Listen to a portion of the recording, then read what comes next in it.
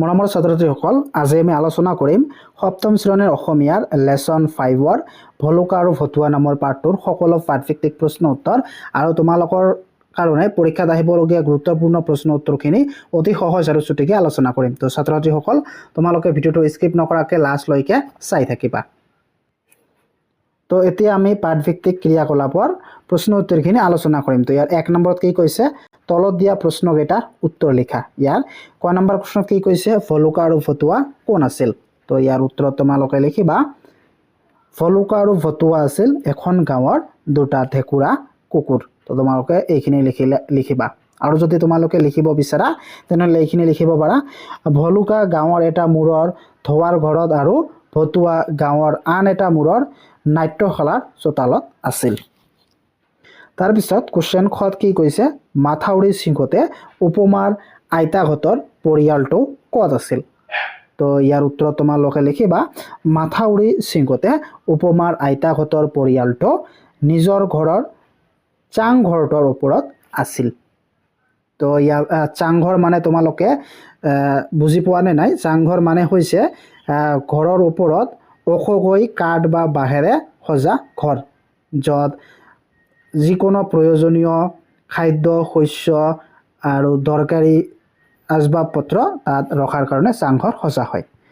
তাৰপিছত কুৱেশ্যন গত কি কৈছে, চৰকাৰে কিয় সতৰ্কতামূলক বাৰ্তা প্ৰেৰণ কৰিছিল? তো ইয়াৰ উত্তৰত তোমালোকে লিখিবা, বতৰ বিজ্ঞান কেন্দ্ৰৰ সতৰ্কবাণী পোৱাৰ পিছত সম্ভাৱ্য বিপদৰ মোকাবিলা কৰিবলৈ আৰু নাগৰিকসকলৰ আগতীয়াকৈ সষ্টম কৰি দিবলৈ বা সষ্টম কৰি ৰাখিবলৈ চৰকাৰে সতৰ্কতামূলক বাৰ্তা প্ৰেৰণ কৰিছিল। তাৰপিছত কুৱেশ্যন ঘত কি কৈছে, উপমাহঁতৰ আইতাকে ভূমিকম্প আহোঁতেই কোলাত কি লৈ ওলাই আহিছিল? তো ইয়াৰ উত্তৰত তোমালোকে লিখিবা, উপমাহঁতৰ আইতাকে ভূমিকম্প আহোঁতেই নাতিৰেক ৰূপক বুলি ভাবি এটা গাৰুহে কোলাত লৈ ওলাই আহিছিল। তো আইতাকে কি কৰিছিল, নিজৰ নাতিৰেক ৰূপমক ভাবি এটা গাৰু লৈ বাহিৰলৈ ওলাই আহিছিল। তাৰপিছত উঙত কি কৈছে, চাং কি? ইয়াক কি কামত ব্যৱহাৰ কৰা হয়? তো অলপ আগতে তোমালোকক কৈ দিলোঁ চাংঘৰ কি। তো চাং হ'ল ঘৰৰ ভিতৰত কাঠ বা বাঁহেৰে সজা ওখ ঠাই। ইয়াক বিশেষকৈ বানপানীৰ সময়ত ধান, মাহ আদি শস্য আৰু আন সামগ্ৰীসমূহ পানীৰ পৰা সুৰক্ষিত কৰি ৰাখিবলৈ ব্যৱহাৰ কৰা হয়। তাৰপিছত 6 নম্বৰ প্ৰশ্নত কি কৈছে, কৃত্ৰিম বানপানী সৃষ্টি হোৱাৰ কাৰণ কি? তো উত্তৰত লিখিবা, 1 নম্বৰ, মানুহে যেনিয়ে তেনিয়ে জাবৰ জোথৰ পেলোৱাৰ ফলত নৰ্দমাবোৰ বন্ধ হৈ পৰা। তাৰপিছত 2 নম্বৰ কাৰণটো হৈছে পাহাৰ কাটি ঘৰ সজাৰ বাবে বৰষুণৰ পানীৰ লগত মাটি নামি আহি নলা নৰ্দমাবোৰ বন্ধ কৰা। তাৰপিছত চত কি কৈছে, গাঁৱৰ মানুহবোৰে ঘাইপথৰ দাঁতিত তম্বু তৰি কিয় থাকিব লগা হৈছিল?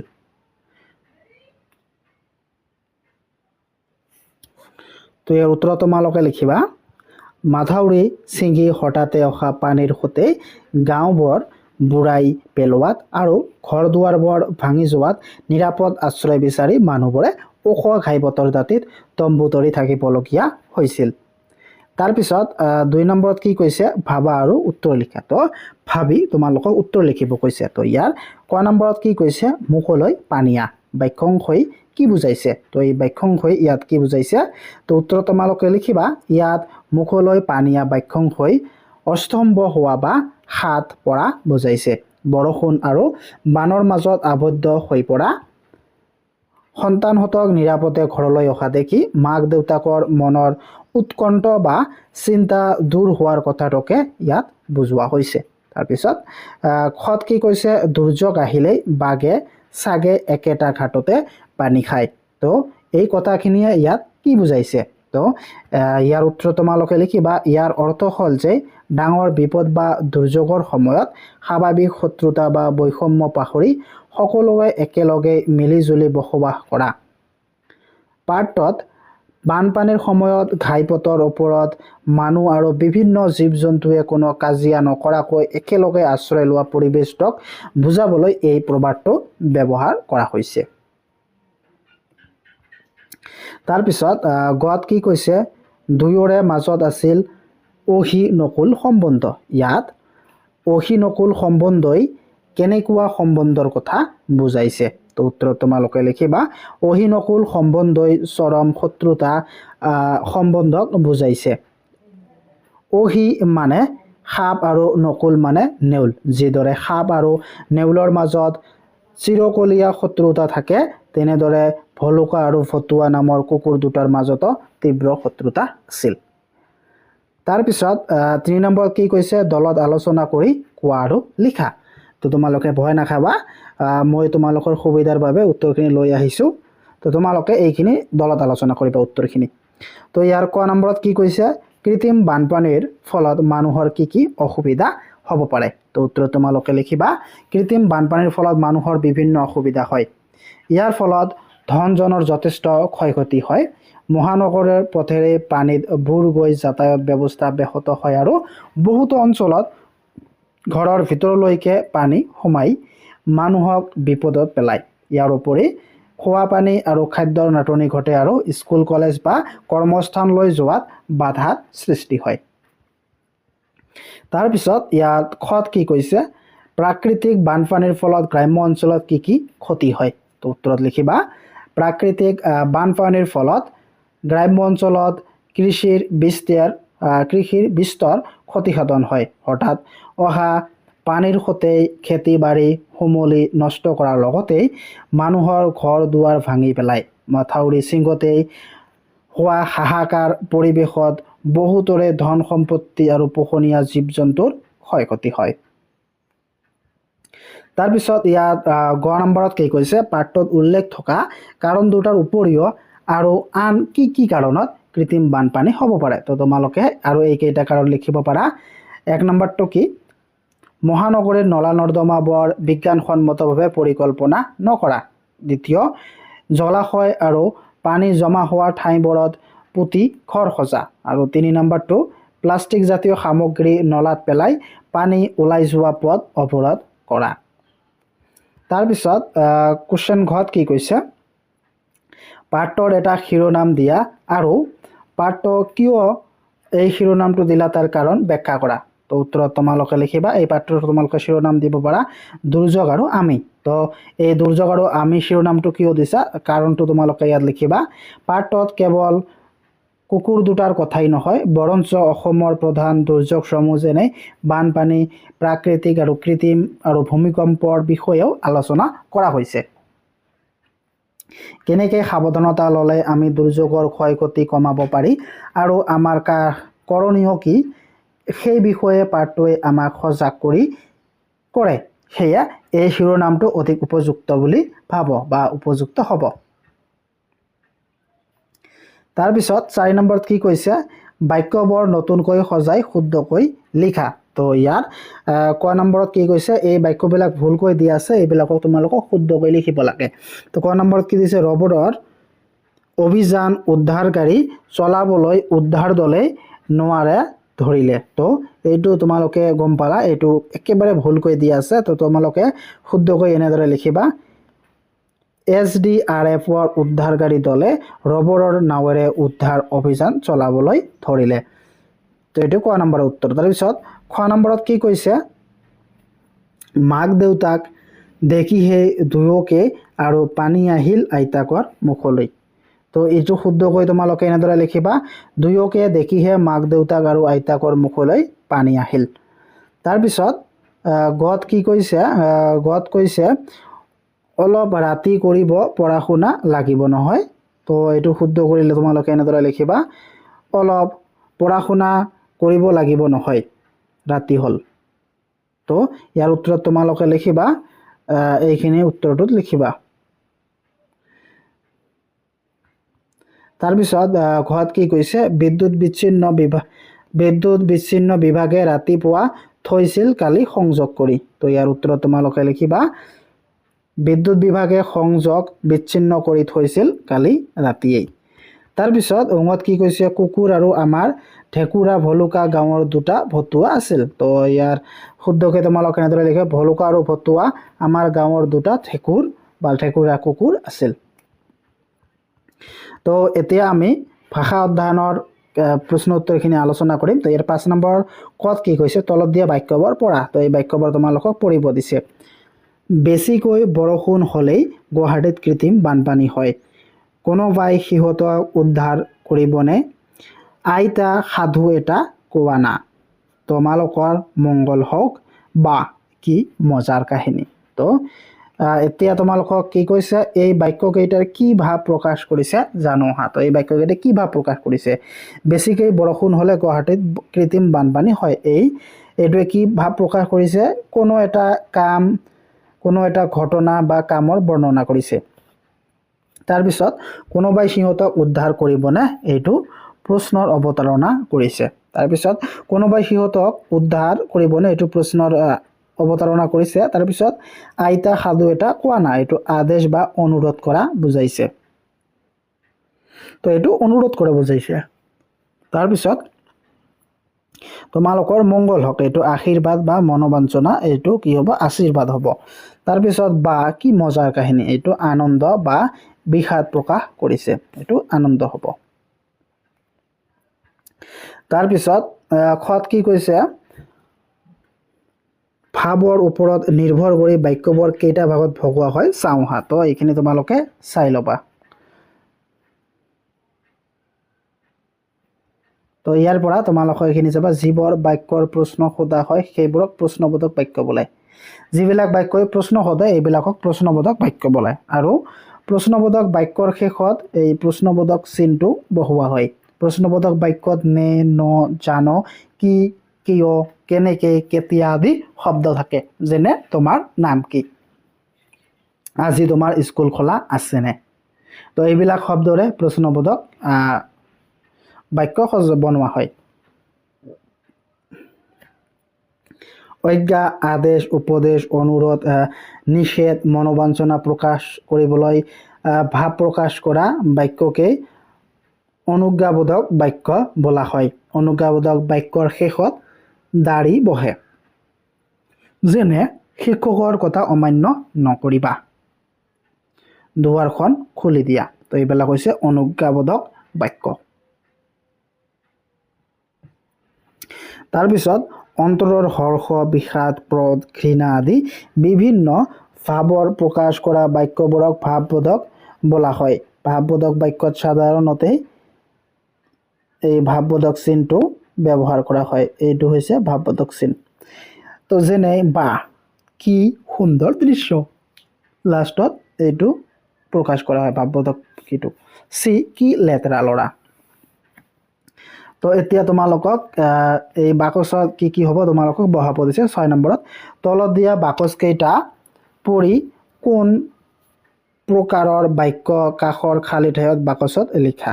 তো বাক্যকেইটা কোন প্ৰকাৰৰ বাক্য তোমালোকে লিখিব লাগে। তো তোমাৰ যাত্ৰা শুভকামনা হওক, এইটো কি ইচ্ছাবোধক বাক্য। তাৰপিছত তুমি কেতিয়া আহিবা, এইটো প্ৰশ্নবোধক বাক্য।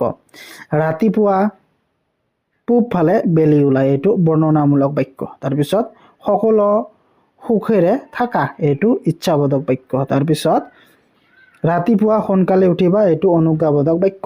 তাৰপিছত তুমি অংকটো কৰিলানে, এইটো প্ৰশ্নবোধক বাক্য।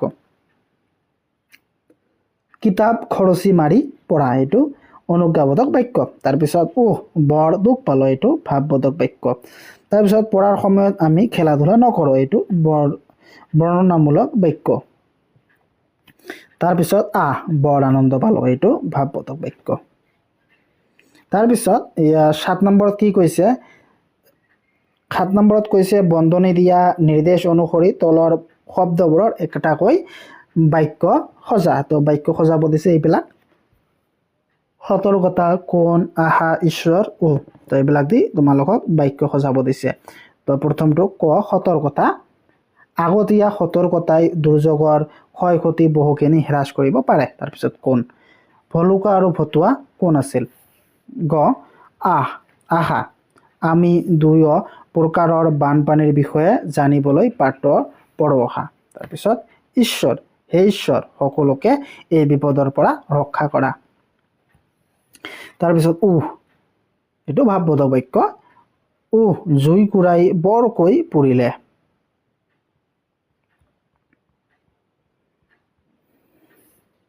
তাৰপিছত এইবিলাক বাক্যৰ খেল খেলোৱা এইবিলাক তোমালোকে নিজে নিজে খেলিবা এইটো খেলি তোমালোকে নিজে নিজে খেলিবা তাৰপিছত 9 নম্বৰত কি কৈছে পাঠত থকা জুৰিয়া শব্দৰে খালি ঠাই পূৰ কৰা তো পাঠত থকা যিবিলাক জুৰিয়া শব্দ আছে এইবিলাকৰে খালি ঠাই পূৰ কৰিব কৈছে ইয়াৰ কত কি কৈছে মানুহে যেনিয়ে তেনিয়ে দেশ পেলায় তোমালোকে খালি লিখিবা জাবৰ জোঁথৰ পেলায় খ মাছ নিচা দুয়োৰে কেনেবাকৈ দেখা দেখি হল তাৰপিছত দুয়োটাৰে মাজত দৌৰা দৌৰি লাগিল তাৰপিছত ঘাইপথৰ দাঁতিতে উচ্চৰা উচ্চৰিকৈ মানুহে তম্বু তৰি ললে তাৰপিছত ভলুকা আৰু ভতুৱে সাঁতুৰি নদৰি আহি ঘাইপথত উঠিল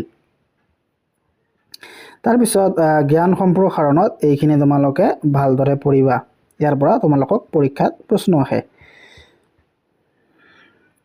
তো 11 নম্বৰত কি কৈছে তলত দিয়া প্ৰশ্নকেইটাৰ উত্তৰ লিখা ইয়াৰ ক নম্বৰ প্ৰশ্নত কি কৈছে দুৰ্যোগ ব্যৱস্থাপনা বুলিলে কি বুজা তো ইয়াৰ উত্তৰটো পাবা তোমালোকে পেজ নম্বৰ 55ত অৰ্থাৎ 55 নম্বৰ পেজত পাবা কি দুৰ্যোগ ব্যৱস্থাপনা বুলিলে কি বুজা দুৰ্যোগৰ ক্ষয়ক্ষতিৰ প্ৰভাৱ হ্ৰাস কৰিবলৈ গ্ৰহণ কৰা ব্যৱস্থাৱলীকে দুৰ্যোগ ব্যৱস্থাপনা বোলে তো তোমালোকে এইখিনি লিখিবা ক নম্বৰ উত্তৰটো তাৰপিছত ইয়াৰ খ নম্বৰ কোৱেশ্চন কি কৈছে দুৰ্যোগ ব্যৱস্থাপনাৰ স্তৰ তিনিটা কি কি তো ইয়াৰ উত্তৰটো তোমালোকে ইয়াতে পাই যাবা দুৰ্যোগ ব্যৱস্থাপনাৰ স্তৰ তিনিটা হল আগতীয়া প্ৰস্তুতি দুৰ্যোগৰ সময়ত জৰুৰীকালীন সঁহাৰি আৰু আনটো হৈছে দুৰ্যোগৰ পাছৰ পুনৰ সংস্থাপনৰ প্ৰণালীবদ্ধ ব্যৱস্থা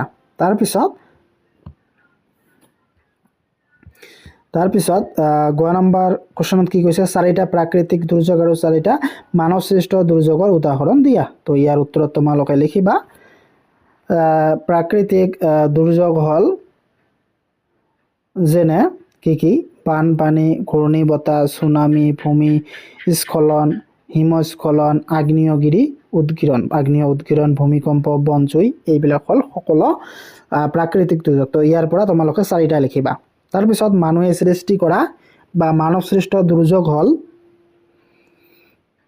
বিস্ফোৰণ যুদ্ধ প্ৰদূষণ আদি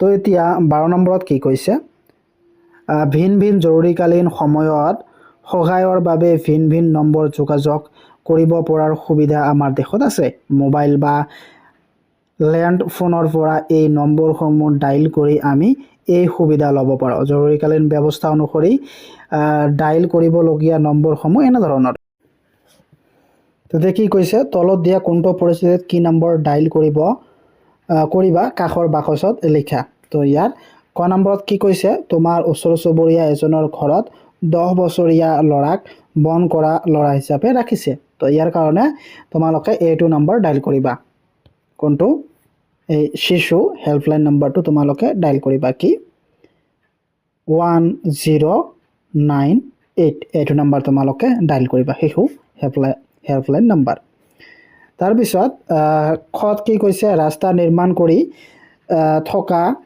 শ্ৰমিক এজনে প্ৰখৰ ৰদ সহ্য কৰিব নোৱাৰি ঢলি পৰিল তো ইয়াৰ কাৰণে তোমালোকে 108 নম্বৰ ডাইল কৰিবা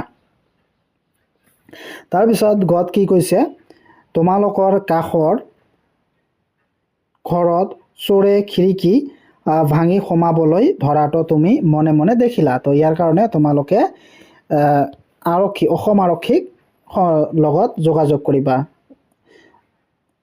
100 নহয় 112 এই নম্বৰ তোমালোকে যোগাযোগ কৰিবা তাৰপিছত ঘৰত কি কৈছে এই ঘৰত গেছৰ সিলিণ্ডাৰৰ বিস্ফোৰণ হল তো ইয়াৰ কাৰণে তোমালোকে এই অগ্নি নিৰ্বাপক বাহিনীক তোমালোকে সংযোগ বা যোগাযোগ কৰিবা 101ত তাৰপিছত উঙত কি কৈছে প্ৰবল বৰষুণৰ ফলত তোমালোকৰ ওচৰত পাহাৰখনত ভূমিস্খলন হৈছে তো ইয়াৰ কাৰণে তোমালোকে এই দুৰ্যোগ প্ৰশমন 112ত তোমালোকে কল কৰিবা তো এতিয়া 13 নম্বৰ কোৱেশ্চনত কি কৈছে জৰুৰীকালীন মোনাত কি সামগ্ৰী ৰাখিব লাগে তো যিকোনো জৰুৰীকালীন অৱস্থাত তোমালোকে মোনাত কি ৰাখিবা তো তোমালোকে ইয়াত উত্তৰত লিখিবা তো ইয়াৰ উত্তৰত লিখিবা শুকান খাদ্য আৰু খোৱা পানী। তাৰপিছত প্ৰাথমিক চিকিৎসাৰ বাকচ আৰু প্ৰয়োজনীয় ঔষধ, টৰ্চ লাইট আৰু অতিৰিক্ত বেটাৰী, দিয়া চলাই বা লাইটাৰ, ৰেডিঅ' বা বাতৰি শুনিবলৈ। তো এতিয়া ৰেডিঅ' নাই, তোমালোকে মোবাইল স্মাৰ্টফোন এটা লগত ৰাখিবা। তাৰপিছত কিছু নগদ ধন আৰু দৰকাৰী নথি পত্ৰৰ নকল বা জেৰক্স কপি। তাৰপিছত এযোৰ অতিৰিক্ত কাপোৰ আৰু কম্বল। তো এইখিনি তোমালোকে লগত ৰাখিবা।